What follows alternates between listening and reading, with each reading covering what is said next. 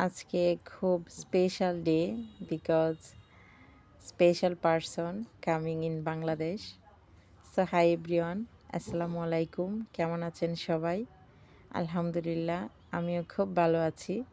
তো আমি আলিফার আম্মু চলে এসেছি আমার খুবই স্পেশাল একটা ব্লগ নিয়ে আপনাদের মাঝে। তো আশা করি আমার স্পেশাল ব্লগটির সাথেই থাকবেন। তো এই তো স্পেশাল মানুষের জন্য পিঠা বানালাম। এটা নকশি পিঠা, আমাদের আঞ্চলিক ভাষায় বলে পাক্কন পিঠা। তো যাই হোক, আমার স্পেশাল মানুষটি হলো আলিফার আব্বু। আর আলিফার আব্বু 1 বছর পর আবারও দেশে আসছে। উনি চাইলেই যে কোনো টাইমে আসতে পারে, আর এবার একটু লেট করে আসছে। আমি বললাম যে শীতের সময় আসো, সব সময় গরমে এসে খুব কষ্ট পায়, কারণ ওই দেশে তো সব সময়ই ঠান্ডা থাকে। তো ওই জন্য বললাম শীতের সময় আসার জন্য। আর ট্রাই করছিলাম একটু সুন্দর করে পিঠাগুলো বানানোর জন্য। তো আপনারা অবশ্যই কমেন্ট করে জানাবেন আমার পিঠাগুলোর ডিজাইন কীরকম হয়েছে।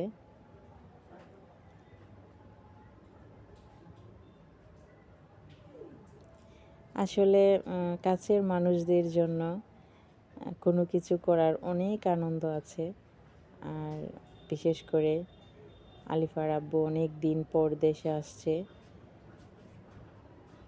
ওনাকে কোনো কিছু নিজের হাতে বানিয়ে খাওয়াতে সত্যিই অন্যরকম একটা ভালো লাগা কাজ করে।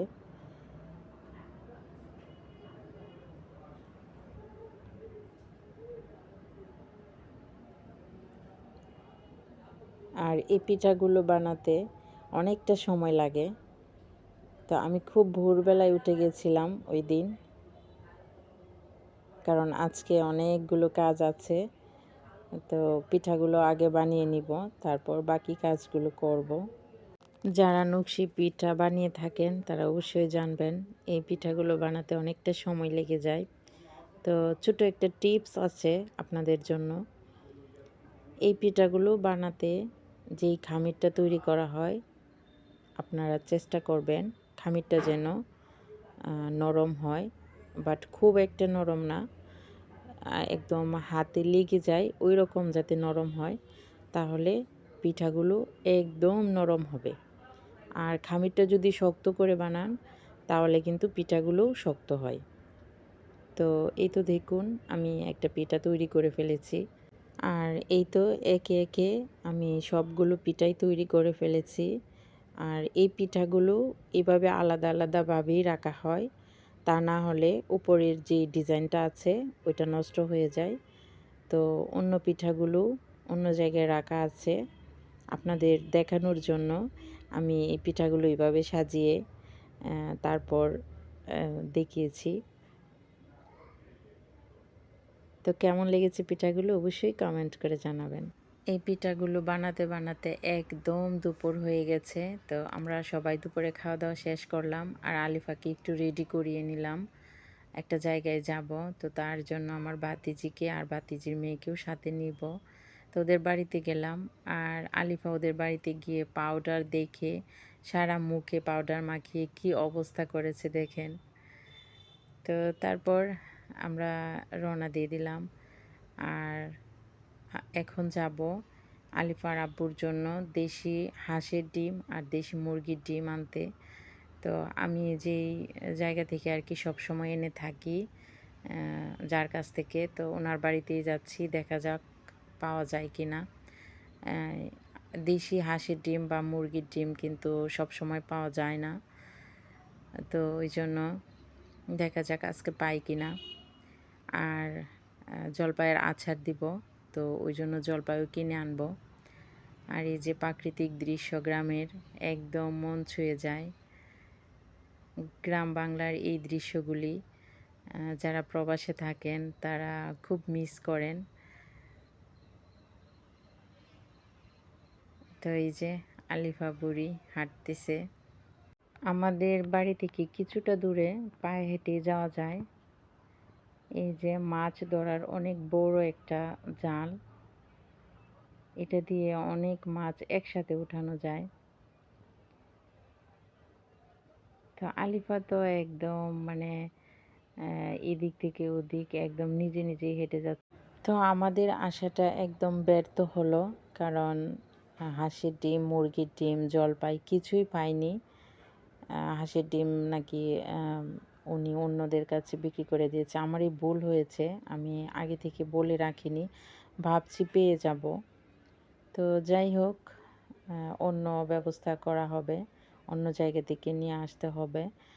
তো বাড়িতে চলে আসলাম, আর এসেই দেখি আব্বা কবুতরের বাচ্চা নিয়ে আসছে। তো আর আলিফা কবুতরের বাচ্চাগুলো নিয়ে মানে এমন করতেছে, ওই এত খুশি হয়েছে মানে বলার মতো না। বাট আমাদের খুব ভয় হচ্ছিল যে ও এই বুঝি বাচ্চাগুলোকে একদম মেরে ফেলবে, এইরকম অবস্থা। আর ও তো একদম দিতেই চাচ্ছে না, ও খুশিতে একদম মানে নাচতেছে, এইরকম অবস্থা। তো তারপর আলিফার আব্বু আসা উপলক্ষে হাতে একটু মেহেদি পরে নিলাম, আর আমরা এয়ারপোর্টে যাব আলিফার আব্বুকে রিসিভ করতে। বাট উনি এইসবের কিছুই জানে না, একদম টোটালি সারপ্রাইজ দিব। কোনো কিছুই আমি বুঝতে দেইনি যে আমরা ওনাকে রিসিভ করতে যাব। তো খুব ভালো লাগছে, আমি প্রথমবার যাচ্ছি ওনাকে রিসিভ করার জন্য। আর আমার সাথে আলিফা বুড়িও যাবে। আর ওনার জন্য ফুলের তোড়া আমার পক্ষ থেকে আর আমার ছোটো বোনের পক্ষ থেকে আনা হলো। আর আলিফা বুড়িকে নিয়ে যাব, খুব আনন্দ লাগছে। তো এই যে আমরা যে ড্রেসগুলো পরে যাব, আমি আর আলিফা, আমি ট্রাই করি স্পেশাল দিনগুলোতে মা মেয়ে ম্যাচিং ম্যাচিং ড্রেস পরতে। তো আজকেও তার ব্যতিক্রম নয়, আমার ড্রেসের সাথে ম্যাচিং করে আলিফার জন্য আমি ড্রেস কিনেছি। আমার খুব ভালো লাগে আলিফার সাথে সব সময় ম্যাচিং করে পরতে।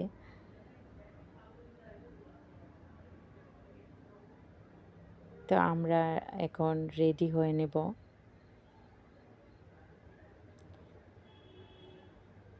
তো এই তো আমাদের গাড়ি চলে আসছে। গাড়ির লোকটা আলিফার আব্বুর পরিচিত। তো আমি মানা করেছি যেন ওনাকে না জানায়, আমি ওনাকে সারপ্রাইজ দিব তাই। তো উনি আর বলেনি। তো এই যে আমরা চলে আসলাম এয়ারপোর্টে, হজরত শাহজালাল আন্তর্জাতিক বিমানবন্দর, ঢাকা। এইখানে এসেই না অন্যরকম একটা ফিলিংস হচ্ছিল। শুধু বারবার তাকিয়েছিলাম যে ওই গেট দিয়ে উনি বের হয়ে আসবে, কখন আসবে, মানে খুব টেনশন হচ্ছিল। যতবারই উনি আসে খুব টেনশন হয়, বাট এখন তো খুব কাছ থেকে দেখব, তো ওই খুব খুব বেশি টেনশন হচ্ছিল। তো এই যে আলিফা বুড়ি ওয়েট করছে ফুলের তোড়া নিয়ে ওর বাবার জন্য, এই মুহূর্তটা সত্যিই অন্যরকম। তো এই যে চলে এসছে আমার স্পেশাল পারসন আলিফার আব্বু। আলহামদুলিল্লাহ ফর এভরিথিং। আল্লাহ তালার কাছে অনেক শুক্রিয়া, উনি সুস্থভাবে আমাদের মাঝে এসে পৌঁছিয়েছেন। ট্রানজিট একটু লেট হয়েছে, বাট সব কিছুই খুব ভালোভাবে হয়েছে। তো আমাদের সাথে আমার বড় দুলাভাই, আমার ছোটো বোনের হাজব্যান্ড, আমার ছোটো বোন গিয়েছিল। তো আমরা সবাই তারপর বাড়ি চলে আসলাম। আর আলিফার আব্বু রেস্ট করে কিছুক্ষণ তারপর খাওয়া দাওয়া করবে, কারণ লং জার্নি করে এসছে। তো ওনার জন্য লাল শাক, ছোটো চিংড়ি মাছ দিয়ে পালং শাক, আর ওনার খুব ফেভারিট ইলিশ মাছের ডিম, ইলিশ মাছ, বড় চিংড়ি মাছ বোনা, আর ছিল হাঁসের ডিম বোনা, সাথে ছিল মাছ ভাজি। তো উনি তো আবার কাটা বাছতে পারে না, তো আমি বললাম আমি বেছে দেই, বলতেছে যে না এখন খাবো না, পরে খাবো। তো তারপর ছিল খাসির মাংস বোনা। তো উনি অল্প করেই খাওয়া দাওয়া করলো, কারণ হঠাৎ করে আসলে এত বেশি খাওয়া যায় না। তো আর এটা ছিল চাপা শুটকির বড়া। তো আমার স্পেশাল ব্লগটি আপনাদের কাছে কেমন লেগেছে অবশ্যই কমেন্ট করে জানাবেন। ভালো লাগলে লাইক, কমেন্ট অ্যান্ড শেয়ার করবেন। সবাই ভালো থাকবেন, সুস্থ থাকবেন, স্পেশাল মানুষকে ভালো রাখার চেষ্টা করবেন। আল্লাহ হাফেজ।